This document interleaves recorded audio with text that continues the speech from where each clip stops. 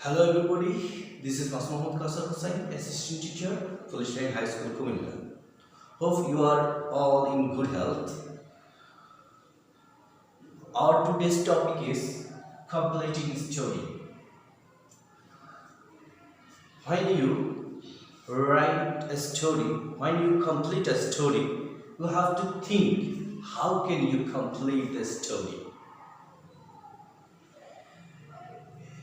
Do you know the ending line of this story? Is it known for you? Or is it unknown for you? Or it is unknown for you?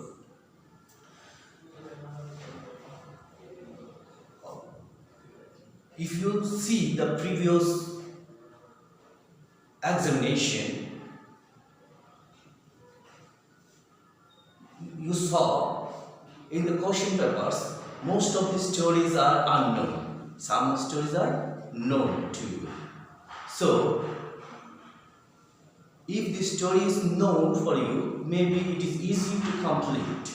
But if the story is unknown for you, what can you do? How can you write? In this situation, you have to use your imagination. You have to use your imagination. When you write an unknown story, by your imagination, it can develop your English skill. It also develop your writing skills too. So, unknown story is very helpful for learning English, for producing new English sentences, or you have to know new vocabularies, or you have to learn new vocabularies.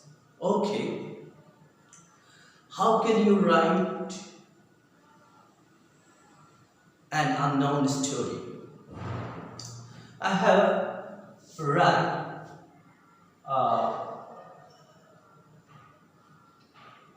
a story which is incomplete. Now we have to complete this story. First, I will read the part which is stay in the question papers. Okay, let's start. It was a holiday. Rini was staying home alone as her parents had gone to their village home. They told Rini to remain careful and also assured that they would come back before evening. She thought of making a good use of her lonely day.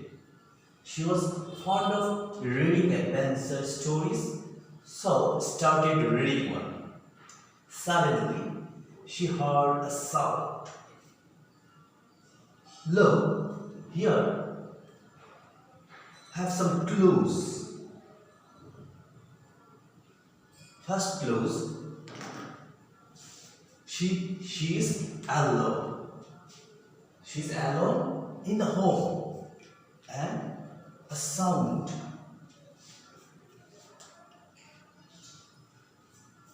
Alone. When you are alone, what happened? Maybe you have got fear when you hear a sound which is very dangerous or unknown for you. So, what can you imagine? Maybe this story is a feared one. Maybe Rimi got fear, will get fear next. Maybe at the end we found what is the reason of our fearless. This story is depend on your imagination. What are you imagining? What are you imagining? Imagine. So maybe there have difference between you and me and our imagination. Difference between our imaginations. So it depends only my imagination when I write the story, when I will complete the story. The last line of this story here, suddenly he heard a sound. Is this sound? Which type of sound? Is it known or unknown? Is it fearable or unfearable? What do you think? So it differs only your imagination. If I imagine this sound is very dangerous and unknown, then I can write suddenly he heard a sound which is unknown to her, and this sound was very dangerous. When she's alone, so when she heard the sound, what happened? Maybe she got fear.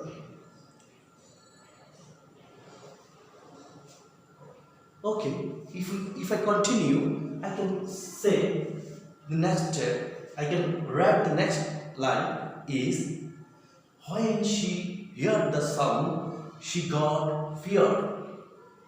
Then I can write, she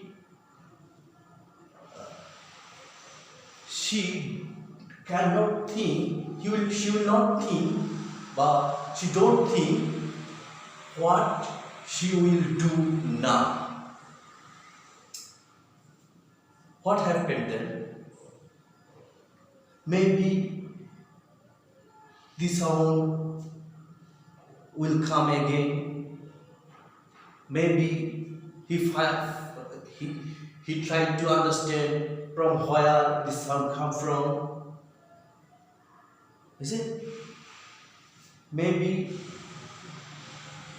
when she tried to find out the sound, she find out what is the resource of the sound. It will continue. So, what happened at the last? You have to find out by your imagination. You can think that the sound may be fearful sound. At last, she find out the reason where the sound come from and what is the reason of the sound.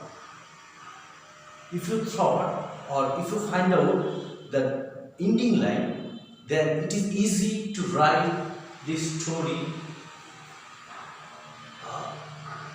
and you can easily complete this story. So I can say, if you want to complete a story, you have to find out the clues. You have to imagine what happened at last. But what happened at last, or what is the ending like? Here has some other clues.